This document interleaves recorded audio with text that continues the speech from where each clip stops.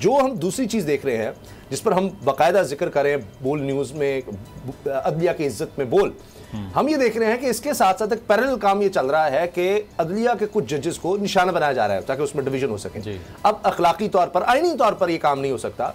पैमरा के कवानीन भी ये हैं, लेकिन पाकिस्तान का सरकारी टीवी पीटीवी वो सब दिखाता है जो मरीम साहिबा नाम ले लेकर तस्वीरें, एक एक चीज़, यानी ये तो आप उनको वो जो था कि ये पीसीओ के बुत हैं, इनको निकाल दो या तुम पर जिंदगी तंग कर देंगे, तो काम लगता है उससे भी आगे चला गया है। और हम तो वो दिखा भी नहीं सकते, हमारे पास है लेकिन हम नहीं दिखा सकते क्योंकि शायद मरीम साहब पर पैमरा की पाबंदी नहीं होगी, पीटीवी पर नहीं होंगी, हमारे ऊपर तो हैं। मुज़म्मिल बिल्कुल जी, ये जिस तरह से डिस्प्यूटेड करने की कोशिश है, जिस तरह से आज तस्वीर तक दिखा दी उन्होंने, तो इसमें यही है कि अगर एक बेंच तश्कील दे दिया गया है, उसमें 9 रुकन हैं और इसके साथ साथ एक केस अंडर ऑब्जर्वेशन है, तो इस दौरान इस तरह की तनकीद जो है उससे यकीनन जो फैसले हैं उस पर भी असर पड़ता है। और पॉलिटिकल लीडर्स की कोशिश यही होती है कि प्रेशराइज़ कर लें किसी तरह से। तो अब तो वो खुलकर नाम भी ले रहे हैं, तस्वीर भी दिखा रहे हैं और साथ साथ जो डेकोरम होता है जुडिशरी का उसको भी वायलेट कर रहे हैं। तो यकीनन एक बहुत बड़ा पॉइंट ऑफ कंसर्न है, क्योंकि जब पॉलिटिशियन आपस में कोई भी सिंथेसिस नहीं कर पाते, गुफ्तगू का कोई हल नहीं निकाल पाते,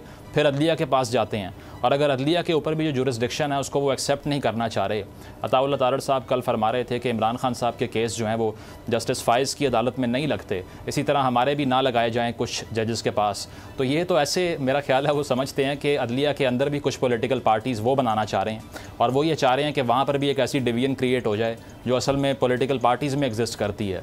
तो बड़ा लम्हा फ़िक्रिया और हमेशा इस तरह की कंडीशन के अंदर जो पॉलिटिकल फोर्सेस होती हैं वो फ़ायदा उठाती हैं इन चीज़ों से, क्योंकि अगर फ़ैसले जो आने हैं उसको इन्फ्लुएंस करने की जलसा जुलूसों के अंदर कोशिश की जाएगी इस तरह से, तो उसका नुकसान जो है वो रहेगा। जहाँ तक इंतखाबात की बात है और अदलिया का जो ये सारा केस चल रहा है, इसमें इलेक्शन का मैं नहीं समझता हुकूमत का कोई मूड है। अताउल्लाह तारड़ साहब भी ये बात कह चुके हैं कि 70 अरब रुपए का बजट है, हम पैसे कहाँ से लाएं।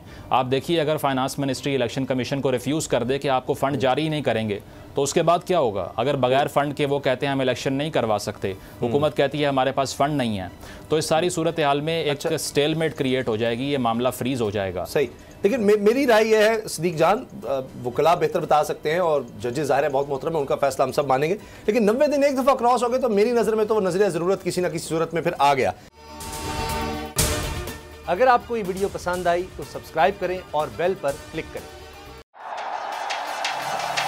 जिंदगी एक मैदान है और PSL 8 में हर टीम को छूना आसमान है।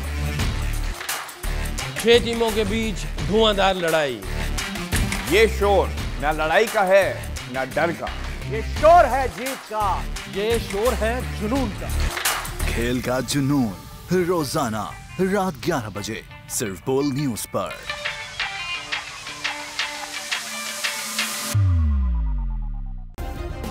सब्सक्राइब करें और बेल दबाएं ताकि कोई खबर रह न जाए।